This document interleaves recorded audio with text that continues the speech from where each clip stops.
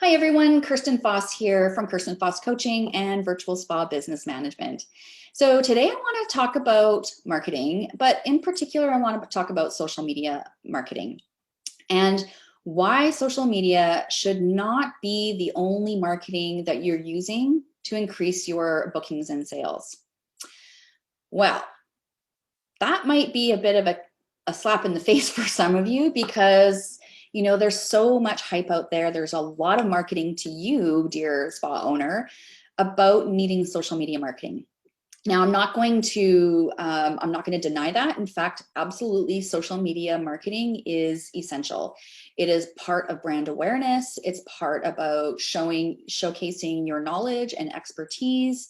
It showcases your culture. It gives new potential new clients and your existing clients a place to stay connected and to understand you, your business, and your brand, and your promise about what you want to, how you want to serve in your community. So social media is absolutely critical.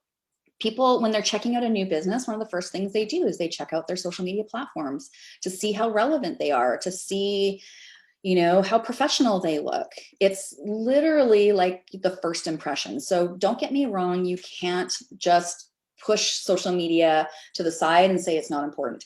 That is untrue. It's critical. But what I want you to understand, dear spa owner, is that it cannot be your only marketing. So let's talk about what the problem is with only putting all your eggs in one basket, social media. Well, the first problem is that you don't know enough about the nuances about digital marketing in general, never mind the nuances of social media. As a spa owner, you guys have got enough on your plate. Your head is in the spa, skin, lashes game, not in digital marketing, and especially not social media. So most of you typically are skimming very shallow and very narrow in the possibilities of your marketing, not just social media. So, and that becomes really problematic because your message is not getting far, wide, or deep, okay? Number two, because of your lack of marketing expertise, you mistakenly think that social media is really the only kind of place you need to be to market your business. Yes, it can be fun and it can be creative, but it's very tactical, it's very strategic, and the kicker is that it's constantly changing. Even us as a team with Virtual Spa Business Management and our social media clients, every year we always seem to be coming up against major drops in engagement. And we know it's not just our clients because we are in communication with a lot of other social media managers. It's platform wide. Like basically since the summertime, we've noticed social media managers have noticed a huge decrease in engagement and reach. Nobody really knows why. Facebook and Instagram don't tell anybody when they change algorithms. Last year, same time of year in the summer, took a huge nosedive, and it found out probably 3 or 4 months later that Instagram was doing some back-end clearing up of bots and clearing up fake accounts and stuff, and it was affecting a whole bunch of other stuff. So, there's a lot going on with social media, and algorithms change. Nobody gets told anything about those changes. And so, of course, is going to be affecting how effective you are in creating marketing for social media. I know most of you are feeling like you're falling short anyways. And what I'm trying to tell you is it's okay. It's okay. There's a lot to know. It's not your niche. It would be like expecting somebody who doesn't really know a lot about skin to all of a sudden become a skin therapist. Okay, so cut yourself a break. That's all right.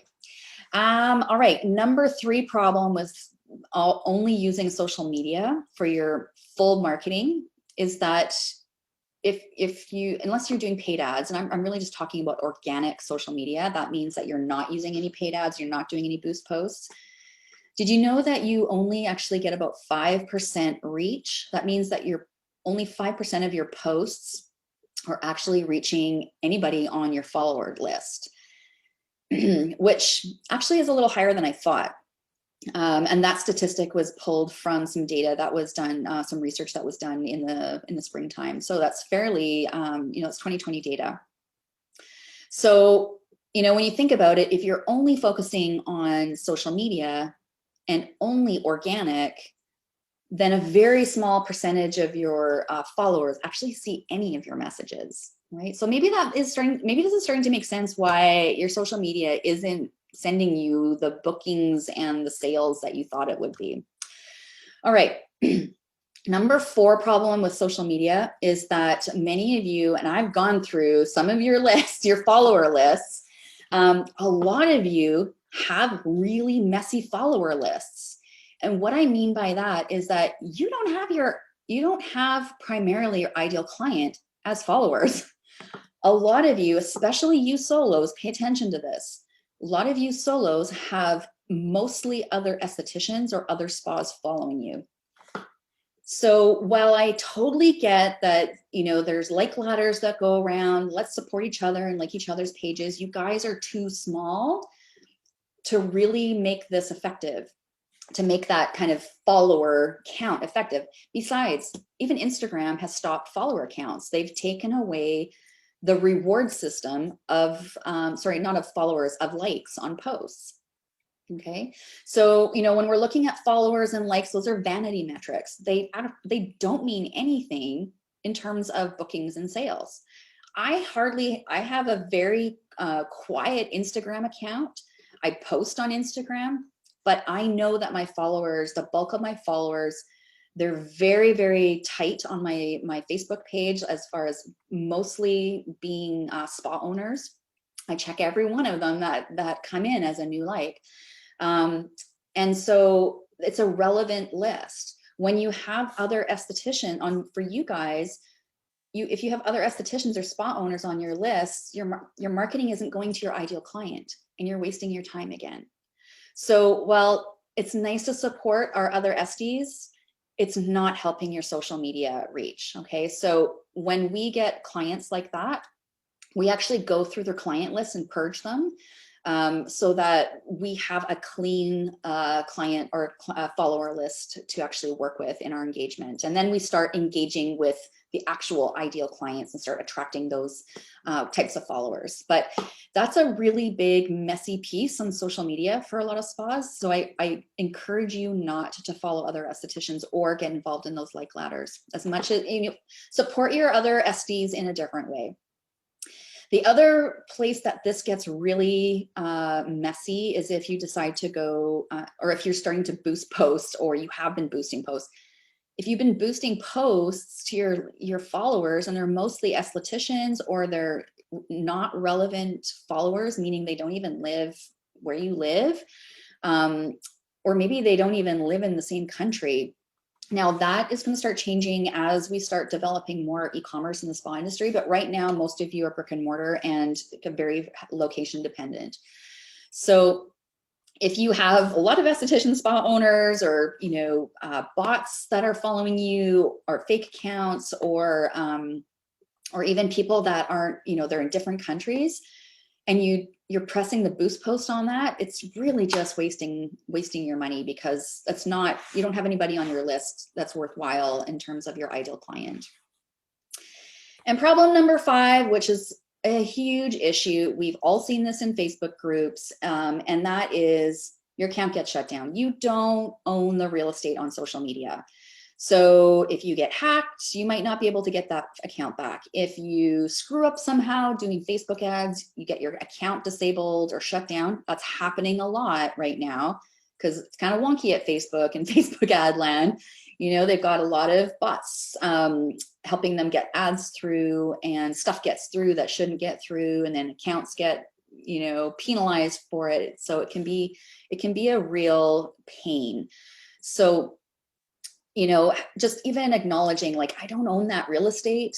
So if something happens, I need backup plans. So that is what's going to lead us into this next part of what I want to share with you about what I feel the number 1 strategy is to ensure that you can increase your brand awareness, your bookings, and your sales. What is that? diversify your marketing. Diversify, diversify, diversify. So what does that mean? It means that you absolutely need to be using multiple channels to share your marketing message. All right, you got social media, awesome. The next most important one that I recommend is your email marketing. Now, if you are inconsistent with your email marketing, time to start getting more organized and getting those out on a more regular schedule. You can leverage email marketing way better. Like the ROI on email marketing is by far and has been for a really, really long time, way more than social media. Okay, even the ROO, which you might have not heard of before, but that's return on objective. That's the return on some of those non-measurable things like brand awareness and visibility. Okay, so if you've got social media and you've got email but inconsistent on your email, start doing more email.